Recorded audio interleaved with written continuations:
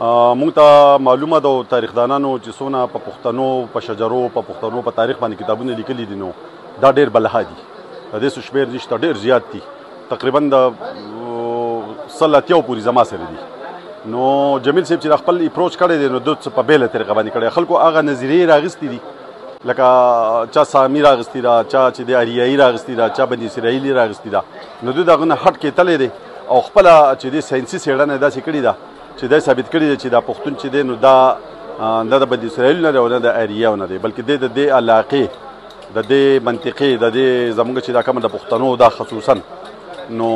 دا د دې ځای چې دی دا د پوش در پوش پښتون را روان دی او په دې کې دی او وخت په وخت چپووالی دی یو ځای نه بل ځای ته کډه کړي ده بل ځای نه بل ځای ته کړي ده بل ځای نه بل ځای ته کړي ده دغه پکې شته او نور قومونه چې د ایران نه یا د افغانستان نه وخت په وخت راغلي یا د هندوستان نه راغلي دي د منطقې ته او ژبه جدا وه نو هغه هم پښتو اختیار کړي ده هغه هم په د پښتو په د ګلدسته کې په زګول شامل شوی دی نو یو پښتون یو نن موږ نو نن دلته کې مونږ تاجک دی که یوسفزی دی که شلمانی دی که ګجر دی که میا دی که مولا دی خو چې څونه پښتو وایي او د دې ځمکې کې هلته کې اوسېږي او لار په نیکه باندې په پیړو دلته اوسېږي نو دا موږ ټول پښتانه یو نو مونږ پکې دا نشو ویلی چې دا وصلي دی او دا نسلي دی جایداد خاوند دی نو دا پښتون دی او دا بغیر جایداده دی نو دا میا دی یا مولا دی یا دا نسبي دی یا دا وصلي دی یا دا کسبي دی نو دا ورته موږ نشو ویلی نو جمیل صاحب د دغې نه هم ډېر زیات احتراج کړی دی او ډېر ځان یې محفوظ ساتلی دی دا خبرې نه دي چیړلي نو لحاظه دا د هغه ډېر زیات یو لوی ارزښت دی یو لوی کړاو دی چې هغه د پښتنو د راروان قام دپاره کړی دی او په حواله باندې چې دی نو نن سبا پې موږ دا ویاړ او فخر کوو چې جمیل صاحب کتاب چې دی نو د دې نه به خلک حوالې ورکوي زمونږ المیه دا د بدنصیبي دا چې دا موبایل راوتی دی نو دا د علم ډک دی داسې نه چې ګینې په دې ته مونږ وتې نیسو د ټکنالوژۍ سره بازې نو د علم نه ډک دی خو زمونږ نوی نسل چې دی خدای پاک په دې غضب اخته کړی دی چې بس دغه موبایل ګوري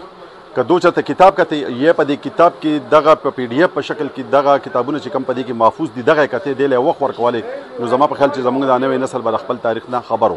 نو نوی نسل نه د تاریخ نه خبر دی نه د خپلې شجرې نه خبر دی نه د خپلې منطقې نه خبر دی نه د خپل جغرافیې نه خبر دی نه د خپلو